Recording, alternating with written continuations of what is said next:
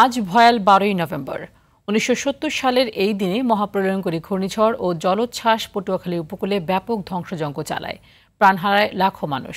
উপকূলবাসীর দাবি, এই দিনটিকে স্মরণীয় করে রাখার পাশাপাশি উপকূলবাসীর ন্যায্যতা ও অধিকার আদায়ের কথা তুলে ধরতে, যাতে রাষ্ট্রীয়ভাবে 12 নভেম্বরকে উপকূল দিবস হিসেবে ঘোষণার। পটুয়াখালীর রাঙাবালি থেকে আইয়ুব খানের পাঠানো তথ্য ও চিত্রে বিস্তারিত জানাচ্ছেন লিওন আজাদ।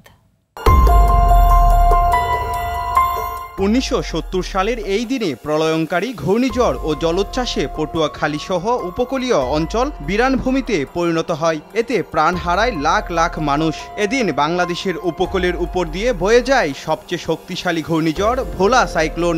সরকারি হিসেবে ওই ঘূর্ণিঝড়ে প্রায় 5 লাখ মানুষের প্রাণহানির কথা বলা হলেও বেসরকারি হিসাবে এ সংখ্যা প্রায় 10 লাখ। মহাপ্রলয়ঙ্কারী এই ঘূর্ণিঝড় ও জলোচ্ছ্বাসে কোটি কোটি টাকার সম্পদসহ ফসলের ক্ষেত, শিক্ষা প্রতিষ্ঠান, সরকারি বেসরকারি নানা স্থাপনা ধ্বংস হয়ে যায়।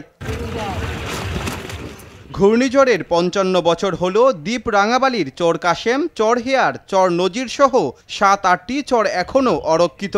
এ উপজেলায় বেড়িবাঁধ আশ্রয়কেন্দ্র থাকলেও তা জনসংখ্যা অনুপাতে অপ্রতুল। তাই প্রাকৃতিক দুর্যোগে এসব চরের মানুষের জীবন থাকে চরম সংকটে। এক ঘরে মনে করেন 350 লোক আছে, এর মধ্যে মাত্র 6 জন মানুষ আছে গাছে, আর সব মানুষ মারা গেছে। আমাদের ফ্যামিলির 20 জন মানুষ, এই আমরা সাহায্য বাইতে মিলিয়ে আমরা 20 জন আমাদের সংসারের মারা গেছে। এই 70-এর বন্যা, এই বন্যা সম্পূর্ণ কিন্তু আমের আকারে বাসিয়া লয় হয়ে গেছে। ছাগল, গরু। বাংলাদেশের 19টি জেলা উপকূলীয় অঞ্চল, এই উপকূলীয় জেলাগুলোকে নিয়ে আলাদা করে উপকূলীয় মন্ত্রণালয় গঠন করা যেতে পারে। উপকূলবাসীর ক্ষয়ক্ষতি কমিয়ে আনার জন্য সরকারিভাবে পদক্ষেপ নেওয়া হচ্ছে বলে জানান এই নির্বাহী কর্মকর্তা। যে আগের ঘূর্ণিঝড় পরবর্তী যে অবস্থা, সেই তুলনায় বর্তমান ঘূর্ণিঝড় আমরা প্রতিরোধে আরো ভালো রকমের আমরা ব্যবস্থা নিচ্ছি।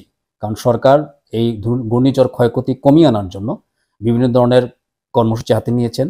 রাষ্ট্রীয়ভাবে 12ই নভেম্বরকে উপকূল দিবস হিসেবে ঘোষণা ও পরিবেশ সুরক্ষায় কাজ করতে উপকূলের 19টি জেলা নিয়ে উপকূল মন্ত্রণালয় করার দাবি বাসিন্দাদের। Leon Azad, RTV।